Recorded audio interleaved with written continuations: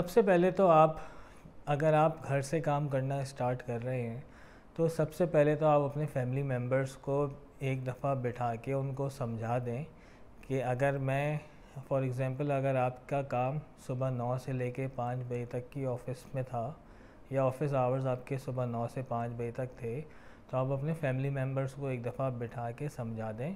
कि मैं अब घर से काम कर रहा हूँ और मेरे वर्किंग आवर्स ये हैं, ताकि उनको अगर कोई इमरजेंसी है तभी वो आपको कॉल करें या आपसे रब्ता करें। उसके अलावा अगर वो आपको घर में बैठा हुआ देखें तो वो आपसे बात ना करें या और दूसरी काम आपके लिए ना लेके आएँ। जब आप घर में होते हैं तो फिर आपको जगह जगह से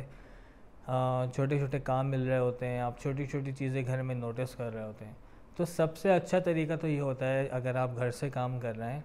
अगर आपके पास कोई एक स्पेयर रूम है या अगर आपके घर में ड्राइंग रूम है, जो कि नॉर्मली हम सबके घरों में होता है, तो आप उसको अपना ऑफिस बना लें। क्योंकि आपको पता है कि अभी आइंदा आने वाले कुछ महीनों में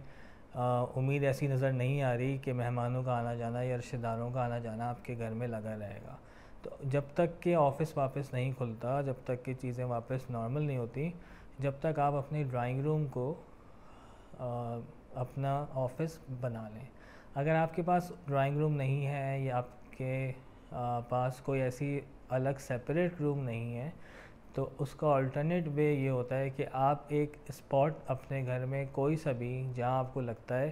कि वहाँ पे सबसे कम लोगों का आना जाना है या सबसे कम बाहर की दूसरी नॉइज़ेस आती हैं, आप उस कोने को अपना स्पॉट बना लें और वो अपने लिए जगह मुकर्रर कर दें कि आपको वहीं से बैठ के काम करना है अब।